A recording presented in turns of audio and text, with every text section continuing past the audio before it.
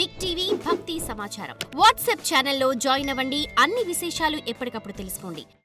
కేంద్రీకృతమై ఉన్న మైండ్ చాలా ప్రమాదకరం.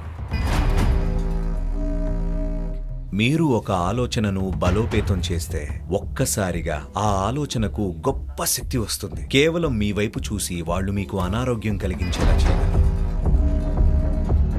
మా దగ్గర సరళమైన పద్ధతులు ఉన్నాయి. అది ఒక గొప్ప సంభావ్యత.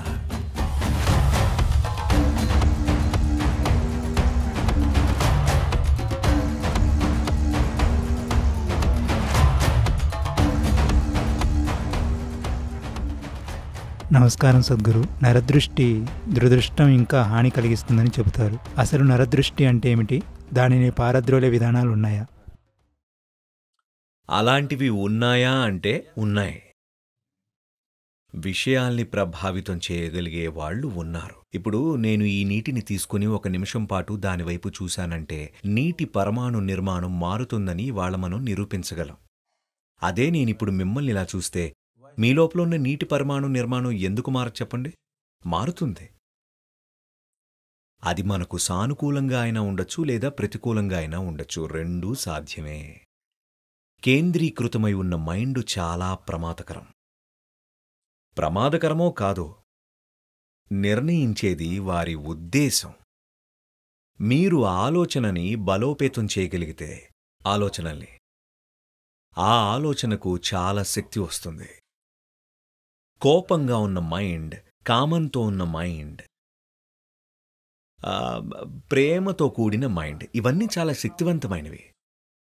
అందుకు కారణం కోపం లేదా ప్రేమ కాదు, అది వాళ్ల మైండ్ కేంద్రీకృతమై ఉండడం వల్ల. ఏదైనా కేంద్రీకృతమై ఉంటే వెంటనే అదెంతో శక్తివంతమవుతుంది. మీరు ఇలా అంటే అది ఎవ్వరికీ హాని చేయదు. అదే ఇలా అంటే దానివల్ల నొప్పి కలుగుతుంది, అవునా?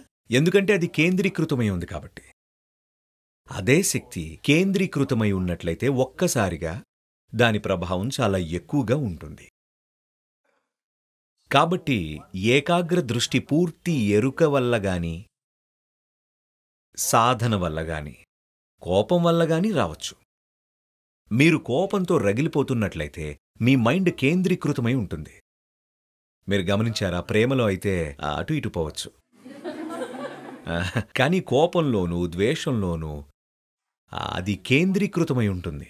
ఈ ఏకాగ్ర దృష్టి వల్ల అది ప్రభావం చూపగలదు. అందుకే ఎవరైనా విపరీతమైన కోపం, ద్వేషం, దురాశతో ఉన్నప్పుడు వాళ్ళు ఏకాగ్రమై ఉన్నట్లయితే అవతలి వ్యక్తి వాటికి ప్రభావితం కావచ్చు అని అంటున్నా, ఖచ్చితంగా అవుతారు అని అనట్లేదు. ఇంకా మీరెంత అన్స్టేబుల్గా ఉన్నారు అనే దానిపై కూడా ఆధారపడి ఉంటుంది. మీ అంతరంగాన్ని బయట పరిస్థితులు నిర్ధారించకుండా మిమ్మల్ని మీరు తీర్చిదిద్దుకుంటున్నట్లయితే ఎవరు ఎలా చూసినా సరే దానివల్ల ప్రభావితం కాకుండా ఉండొచ్చు. మీరు బలహీనంగా ఉంటూ చుట్టూ ఉన్న ప్రతీదీ మీ మీద ప్రభావం చూపిస్తున్నట్లయితే, మీరు ఆ స్థితిలో ఉన్నట్లయితే కొంతమంది మీపై ప్రభావం చూపించే అవకాశం ఉంటుంది. వాళ్ళు కేవలం మిమ్మల్ని చూడ్డం వల్లే మీకు అనారోగ్యం కలగవచ్చు. ఇలా సాధ్యమవుతుంది. కేవలం చూడ్డం వల్లే చనిపోయేలా చేయగల మనుషులు కూడా ఉన్నారు. కేవలం చూడ్డం వల్లే మీరు వాళ్లను పారవస్యంలో ముంచెత్తగలిగితే అనుకుంటే వారిని బాధకు కూడా గురిచేయగలరు. మీకు తెలుసా? వేరే స్విచ్ నొక్కాలంతే. ఇది కొళాయి లాంటిది. ఇటు తిప్పితే వేడినీళ్ళు, అటు తిప్పితే చన్నీళ్ళు. మైండ్ కూడా అంతే. దాన్ని ఎంతో అద్భుతంగా ఉపయోగించుకోవచ్చు.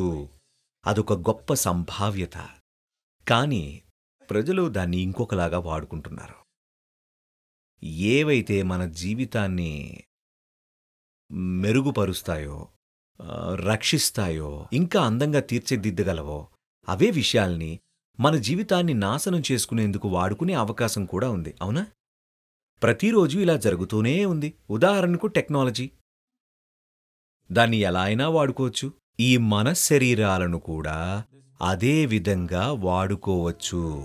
అందుకే భారతదేశంలో స్త్రీలు పెద్ద బొట్టు పెట్టుకునేవారు.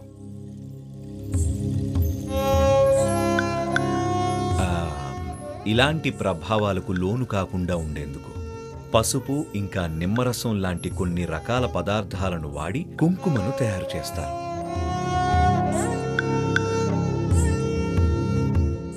ప్రత్యేకించి ఎవరైనా చాలా అందంగా ఉన్నట్లయితే ఇంకా పెద్ద బొట్టు పెట్టుకుంటారు వాళ్ళు.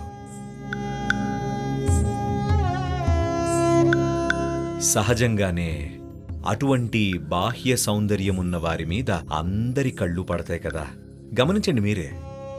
కాబట్టి అది వారి ఆరోగ్యం, శ్రేయస్సుపై ప్రభావం చూపకుండా ఉండేందుకు ఇంకా పెద్ద బొట్టు పెట్టుకునేవారు. So if you consider yourself beautiful, you must have this. You're a tiny one, I understand.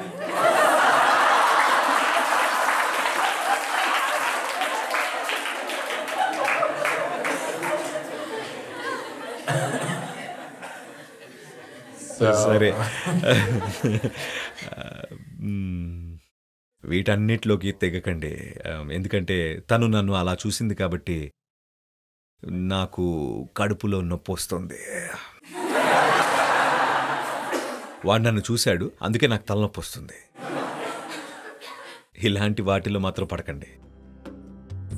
ఇలాంటి వాటికి సులభమైన పరిష్కారాలు ఉన్నాయి. అగ్నితో శుద్ధం చేస్తాం. ఫైర్ వాష్ అంటే తెలుసా మీకు?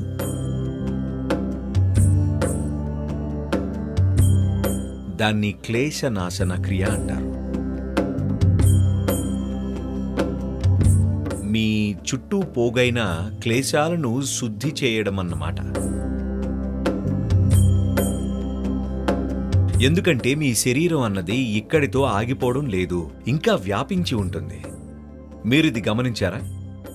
అంటే పురుషుల కంటే స్త్రీలే దీని పట్ల ఎక్కువ సున్నితత్వం కలిగి ఉండొచ్చు. ఎవరో వచ్చి మిమ్మల్ని తాకాల్సిన పని లేదు, వారు కొంచెం దగ్గరగా వస్తే చాలు. ఇదేదో మానసికమైనది కాదు, అది వేరే విషయం. మానసికమైనవి, భావోద్వేగపరమైనవి ఉంటూనే ఉంటాయి. అవి పక్కన పెడితే ఎవరైనా మీకు చాలా దగ్గరగా వస్తే మీకు అర్థమైపోతుంది, మీకు కొంచెం దూరం జరగాలనిపిస్తుంది.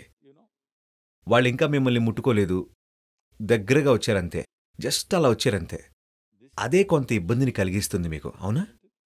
ఎందుకంటే శరీరం ఇక్కడితోనే అయిపోవడం లేదు, మరికొంచెం పొడిగింపుగా శక్తి శరీరం ఉంటుంది. ఎంత పొడిగింపు అన్నది మీ ప్రాణశక్తులు ఎంత ఉత్తేజంగా ఉన్నాయి అన్న దాన్ని బట్టి ఉంటుంది. మీ ప్రాణశక్తులు చాలా ఉత్తేజంగా ఉంటే మీరు ఈ హాల్ అంతటినీ వాటితో నింపేయచ్చు, లేదంటే కనీసం కొంచెమైనా ఉంటుంది. చాలా మందికి ఇది శరీరానికి వెలుపల 3 నుండి 9 అంగుళాల వరకు వ్యాపించి ఉంటుంది. ఎలా అయితే మీరు మీ శరీరం మీద పోగైన దుమ్ము ధూళిని శుభ్రపరుచుకుంటారో అదేవిధంగా మీ శక్తి వ్యవస్థ మీద కూడా కొన్ని ఇతర రకాల పదార్థాలు పోగై ఉంటాయి.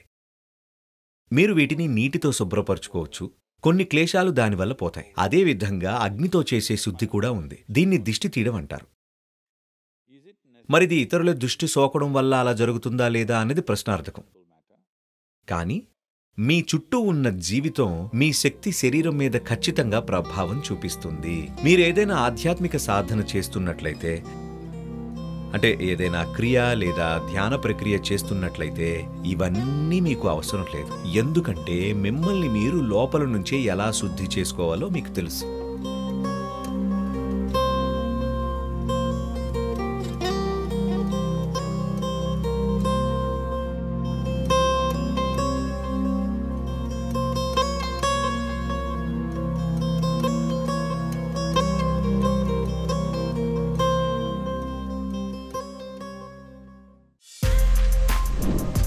For more videos like this, subscribe Big TV channel.